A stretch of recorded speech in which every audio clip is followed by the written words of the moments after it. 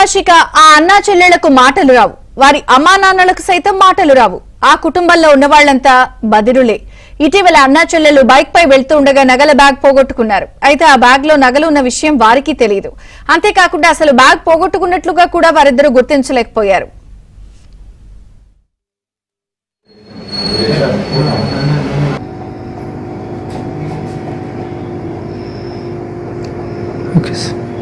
Police station and traffic వాళ్ళు ఇద్దరు కలిసి ఈజీ కాదు, ఇది చాలా హార్డ్ వర్క్ అన్నమాట.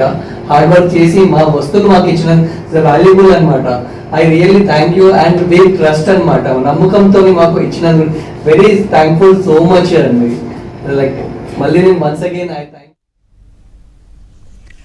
ఈ నెల 14న సికింద్రాబాద్ ఎనేబుల్ ఫౌండేషన్ లో చదువుతున్న బదిరులకు ట్యూషన్ చెప్పేందుకు అన్నా చెల్లి వెళ్లారు.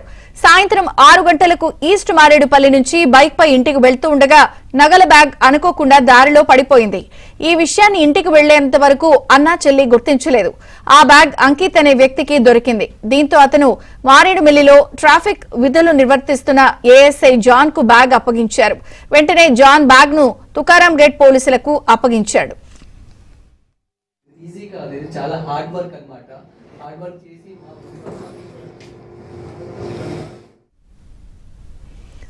బ్యాగ్ లో 3 లక్షల రూపాయలు విలువ చేసే 2.5 తులాల బంగారు గొలుసుతో పాటు ఇతర ఖరీదైన వస్తువులు ఉండడంతో వాటిని పోగొట్టుకున్న వ్యక్తి కోసం పోలీసులు చాలా శ్రమించారు. ఆయా ప్రాంతాల్లో దాదాపు 60 సీసీ ఫుటేజ్లను పరిశీలించి బైక్ ను గుర్తించారు. నగల బ్యాగ్ పోగొట్టుకున్న ఆనంద్ బదిరుడు కావడంతో పోలీసులు ఫోన్ చేస్తే ఎంతకీ మాట్లాడలేదు.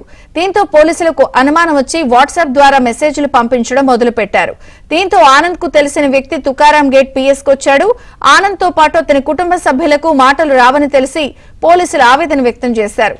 చివరికి అన్నా చెల్లెళ్లకు పోలీసులు నగల బ్యాగ్ ను అప్పగించారు. తమ బ్యాగ్ అప్పగించిన పోలీసులకు ఆనంద్ అతని సోదరి కృతజ్ఞతలు తెలిపారు. అండ్ వీ ట్రస్ట్ అన్నమాట. నమ్మకంతో మాకు ఇచ్చిన వెరీ థ్యాంక్ఫుల్ సో మచ్ అండి. లైక్ మళ్ళీ నేను once again I thank you so much మన డిపార్ట్మెంట్ కి in Telangana. Thank you so much.